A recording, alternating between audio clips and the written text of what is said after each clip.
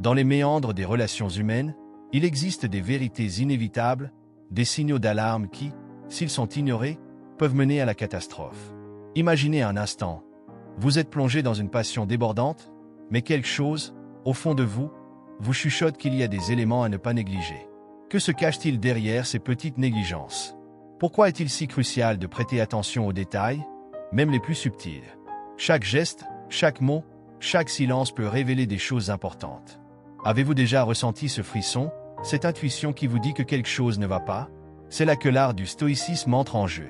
La sagesse stoïque nous pousse à observer, à réfléchir, à ne pas laisser nos émotions nous aveugler. Mais comment savoir ce qui mérite votre attention? Quels signes doivent absolument vous alerter? Restez avec moi, car chaque instant compte. La clé d'une relation épanouie réside dans la capacité à voir au-delà des façades et à comprendre les vérités cachées. Préparez-vous à explorer ces aspects inévitables et à transformer votre perception des relations. Dans une relation, exprimer ses sentiments et ses préoccupations est essentiel. J'ai souvent réalisé que garder tout à l'intérieur ne fait qu'accroître la tension. Parler franchement, mais avec respect, permet de clarifier des malentendus et d'éviter que des petites frustrations ne se transforment en conflits majeurs. J'ai appris à choisir mes mots avec soin, en me rappelant que la manière dont je communique peut influencer la réaction de mon partenaire. Une conversation honnête, même si elle aborde des sujets difficiles, peut renforcer notre lien. Il est également crucial de créer un espace où l'autre se sent en sécurité pour s'exprimer. Cela signifie écouter attentivement et sans interruption, en montrant que je respecte ses pensées et ses émotions. Je me souviens d'une fois où j'ai vraiment pris le temps d'écouter ma partenaire, et cela a ouvert la porte à une discussion profonde que nous avions évitée. La communication ouverte n'est pas seulement une question de dire ce que l'on ressent, mais aussi de valider ce que l'autre ressent. Je crois que la transparence dans les relations est la clé pour construire une base solide.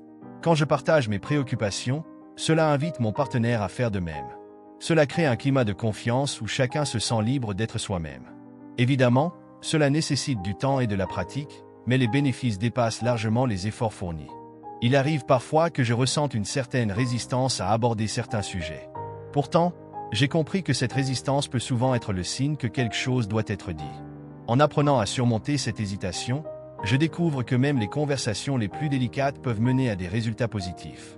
Chaque échange, même difficile, est une chance de mieux se comprendre. Enfin, en cultivant une communication ouverte, je me rends compte que cela renforce non seulement notre relation, mais aussi mon propre bien-être. Être capable d'exprimer mes sentiments sans crainte de jugement est libérateur. Cela me permet de me connecter à mon partenaire à un niveau plus profond, et c'est ce qui rend notre relation si précieuse. Le respect mutuel est, à mon avis, le fondement de toute relation saine. Il ne s'agit pas seulement de traiter l'autre avec courtoisie, mais aussi de reconnaître sa dignité et ses limites. J'ai souvent réfléchi à la manière dont même de petits gestes peuvent exprimer ce respect. Par exemple, écouter activement ce que mon partenaire dit, sans minimiser ses sentiments, est une façon de montrer que je valorise son point de vue. Éviter les comportements désobligeants est une autre facette essentielle du respect. J'ai remarqué que des remarques sarcastiques ou des commentaires désinvoltes peuvent rapidement créer des tensions. Même dans des moments de frustration, je m'efforce de garder un ton respectueux. Cela ne signifie pas que je dois être d'accord sur tout, mais je dois toujours aborder les désaccords avec dignité. J'ai aussi compris que le respect mutuel implique de soutenir l'autre dans ses choix et ses aspirations. Parfois, cela signifie faire des compromis ou ajuster mes attentes pour tenir compte de ce que mon partenaire veut. Lors d'une récente décision que nous devions prendre ensemble, j'ai choisi de mettre de côté mes propres désirs pour m'assurer que ma partenaire se sente entendue et respectée. Cette approche a renforcé notre lien. Il est également crucial de reconnaître les limites de l'autre. J'ai appris à demander ce que mon partenaire est à l'aise de partager ou de faire. C'est une façon de montrer que je respecte son espace et ses besoins. Ignorer ces limites peut entraîner des malentendus et des ressentiments que nous pourrions éviter en étant attentifs. Enfin, le respect mutuel se manifeste également dans la manière dont nous parlons de l'autre, même en son absence. J'essaie toujours de parler de ma partenaire avec admiration et respect, que ce soit en public ou en privé. Cela crée un environnement positif qui renforce notre relation et montre à quel point je tiens à elle. La confiance est sans doute l'élément le plus précieux dans une relation. C'est la base sur laquelle tout le reste repose. J'ai appris que la confiance ne se construit pas du jour au lendemain, mais qu'elle se cultive à travers des actions cohérentes. Chaque promesse tenue, chaque moment de vulnérabilité partagée, renforce cette fondation fragile mais essentielle. Il est crucial d'être transparent dans nos actions et nos intentions. J'ai souvent constaté que lorsque je suis honnête sur mes pensées et mes préoccupations, cela encourage mon partenaire à faire de même. Cette transparence nous aide à éviter les malentendus et à bâtir une relation solide. Chaque fois que je me sens enclin à cacher quelque chose, je me rappelle que cela pourrait miner la confiance que nous avons construite. La confiance nécessite également du temps pour se rétablir lorsqu'elle est brisée. J'ai fait des erreurs dans le passé, et j'ai appris à ne pas fuir mes responsabilités. Au lieu de cela, j'essaie d'aborder ces situations avec humilité et un désir sincère de réparer ce qui a été endommagé. Chaque fois que je fais preuve de vulnérabilité, cela montre à mon partenaire que je suis engagé à renforcer notre lien. J'ai aussi compris que la confiance implique de donner à l'autre le bénéfice du doute. Cela signifie ne pas sauter immédiatement aux conclusions lorsque des problèmes surviennent. Parfois, il suffit de poser des questions et de chercher à comprendre avant de réagir. J'ai réalisé que cette approche réduit considérablement les conflits inutiles et aide à maintenir un climat de confiance. Enfin, je crois que la confiance est un choix que nous faisons chaque jour. Choisir de croire en l'autre, de soutenir ses décisions et de lui laisser de l'espace pour grandir est fondamental. En cultivant cette confiance, nous bâtissons non seulement une relation plus forte, mais nous favorisons également notre propre épanouissement en tant qu'individu. Reconnaître les signes d'abus est une étape cruciale dans toute relation, qu'elle soit romantique ou non. J'ai appris qu'il est essentiel d'être attentif aux comportements abusifs, qu'ils soient physiques, émotionnels ou psychologiques. Parfois, des actions qui semblent innocentes peuvent masquer des intentions plus sombres. J'ai vu des amis subir des abus sans même s'en rendre compte, et cela m'a ouvert les yeux sur l'importance de la vigilance. Il est également important de comprendre que l'abus ne se limite pas aux coups ou à la violence physique. Les abus émotionnels, comme la manipulation ou le contrôle, peuvent être tout aussi destructeurs. J'ai rencontré des personnes qui ont été psychologiquement maltraitées, et il est déchirant de voir à quel point cela peut affecter leur estime de soi. Être conscient de ces dynamiques est crucial pour protéger ceux que nous aimons.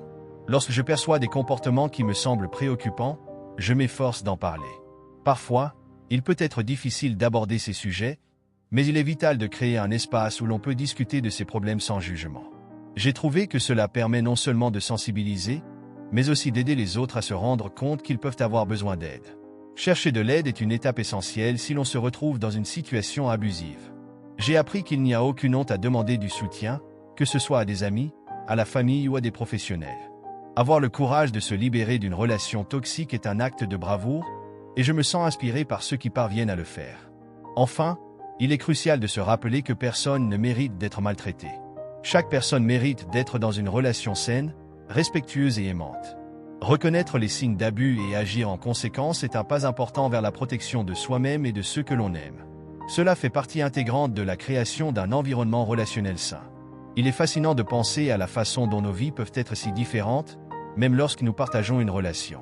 Parfois, nous avons des attentes et des objectifs de vie qui ne s'alignent pas.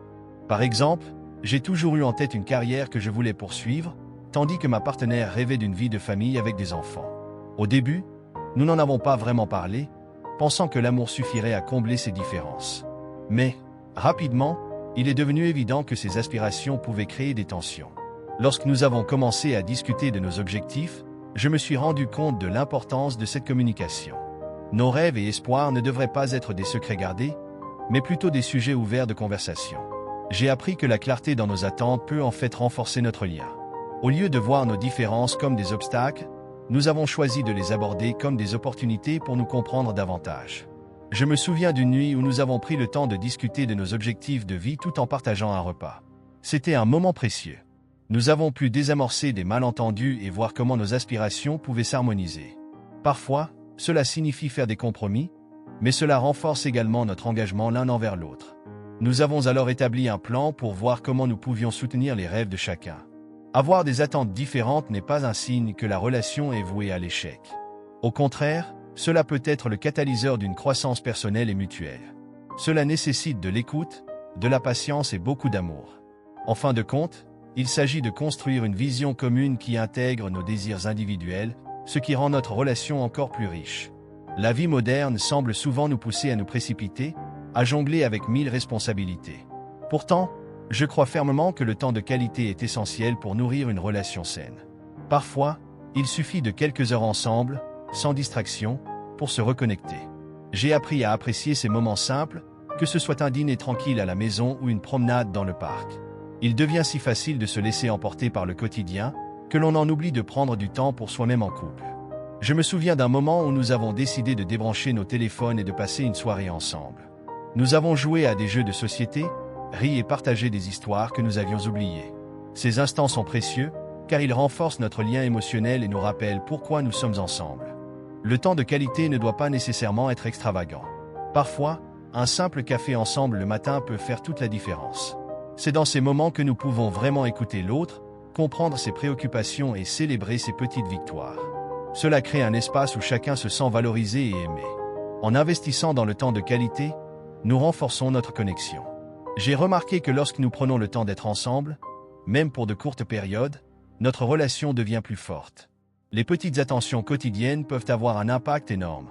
C'est un engagement que nous devons nourrir, car il est facile de tomber dans la routine et d'oublier l'importance de la présence de l'autre. L'intimité est souvent perçue sous l'angle physique, mais elle va bien au-delà. Pour moi, l'intimité émotionnelle est tout aussi cruciale. C'est cette connexion profonde que nous établissons, un espace sûr où nous pouvons être vulnérables. J'ai compris que partager mes craintes, mes rêves et même mes échecs avec ma partenaire a renforcé notre relation d'une manière que je n'aurais jamais imaginée. Chaque geste d'affection, chaque étreinte, chaque mot doux contribue à nourrir cette intimité. Je me souviens d'un moment où, après une longue journée, ma partenaire m'a simplement pris dans ses bras.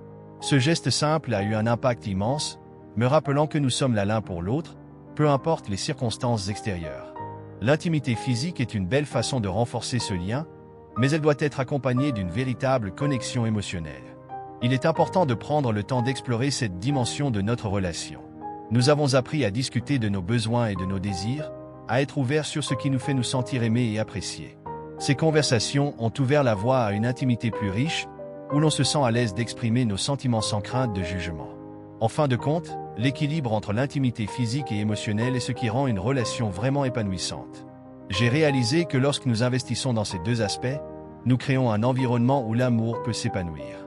Cela nous permet de nous rapprocher, de nous comprendre et de construire une vie ensemble pleine de joie et de complicité. Il est inévitable que des conflits surgissent dans toute relation. Ce qui est crucial, cependant, c'est comment nous les gérons. J'ai appris à quel point il est essentiel de ne pas laisser les désaccords s'accumuler. Chaque fois que nous avons eu un malentendu, j'ai remarqué que si nous ne l'abordions pas rapidement, cela pouvait entraîner des tensions sous-jacentes et créer un fossé entre nous. Je me souviens d'une fois où nous avons eu une discussion animée sur un sujet qui nous tenait à cœur. Au lieu de laisser le ressentiment s'installer, nous avons pris le temps de nous asseoir et de parler calmement. Cela nous a permis de clarifier nos points de vue et de trouver un terrain d'entente. En abordant les conflits de manière constructive, nous avons non seulement résolu le problème, mais nous avons également renforcé notre capacité à communiquer. Il est facile de laisser les problèmes s'accumuler, en pensant que le temps résoudra les choses. Mais j'ai appris que l'inaction peut souvent aggraver les choses. Ignorer un problème peut créer des rancœurs et des malentendus. C'est pourquoi il est crucial d'aborder les conflits dès qu'ils surgissent. Cela montre également que nous tenons à notre relation et que nous sommes prêts à travailler ensemble pour la préserver. Chaque conflit résolu est une occasion d'apprendre davantage sur nous-mêmes et sur notre partenaire. C'est un processus de croissance qui renforce notre lien. En fin de compte, il s'agit de créer une atmosphère où chacun se sent libre de s'exprimer, sans crainte de jugement. Cela rend notre relation plus forte, car nous savons que nous pouvons surmonter les défis ensemble. Il est fascinant de voir comment la vie, avec ses hauts et ses bas, peut affecter notre relation. En tant qu'homme, j'ai souvent constaté que les changements personnels, qu'ils soient professionnels ou émotionnels, ont un impact direct sur ma manière d'interagir avec mon partenaire. Par exemple, quand j'ai obtenu une promotion au travail, j'étais sur un nuage. Cependant, l'augmentation de mes responsabilités a également engendré un stress dont je n'étais pas conscient. Mes horaires devenaient plus chargés, et cela affectait le temps que je pouvais consacrer à ma partenaire. Il ne s'agit pas seulement de changements positifs. Les crises personnelles, comme une perte ou un échec, peuvent également créer des fissures dans notre relation. Je me souviens d'une période où j'ai traversé une crise de confiance en moi. J'étais tellement plongé dans mes propres problèmes que je ne réalisais pas comment cela affectait ma partenaire. Elle se sentait délaissée, je dois admettre, je ne l'ai pas vu venir. C'est dans ces moments qu'on doit être attentif, car chaque changement, qu'il soit bon ou mauvais, nécessite une communication ouverte. La capacité à s'adapter est essentielle dans une relation. J'ai appris qu'il fallait être flexible et prêt à accueillir ces changements. Parfois, il suffit d'une simple conversation pour ajuster nos attentes. Par exemple, après avoir discuté avec ma partenaire de mes nouvelles responsabilités, nous avons convenu de créer des moments spécifiques pour nous retrouver et reconnecter. Cela nous a permis de maintenir un équilibre, malgré les fluctuations de ma vie professionnelle. Il est également crucial de ne pas ignorer les signaux d'une possible déconnexion. Quand on traverse des changements personnels, il est facile de se perdre dans ses propres préoccupations. J'ai réalisé que prendre le temps de vérifier comment mon partenaire se sentait durant ces périodes était tout aussi important que de gérer mes propres émotions. En fin de compte, la compréhension mutuelle est ce qui nous aide à naviguer à travers les tempêtes. En somme, les changements personnels sont inévitables, mais ils ne doivent pas être des obstacles. Au contraire, ils peuvent devenir des opportunités pour renforcer notre relation, à condition que nous restions à l'écoute l'un de l'autre. Le soutien mutuel est un pilier fondamental de toute relation. J'ai souvent réfléchi à la manière dont j'ai pu être là pour ma partenaire dans ces moments difficiles, mais il est tout aussi important de se souvenir que je dois aussi accepter son soutien.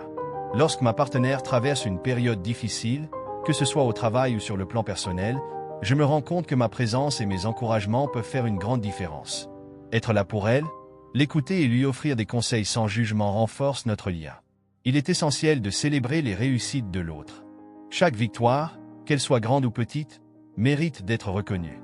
Je me souviens d'une fois où ma partenaire a obtenu un prix au travail. J'étais si fier d'elle, et j'ai fait de mon mieux pour rendre cette occasion mémorable. Célébrer les succès ensemble crée un sentiment d'unité et de camaraderie. Cela montre que nous sommes une équipe, prête à affronter le monde ensemble. Le soutien ne se limite pas aux grands événements de la vie.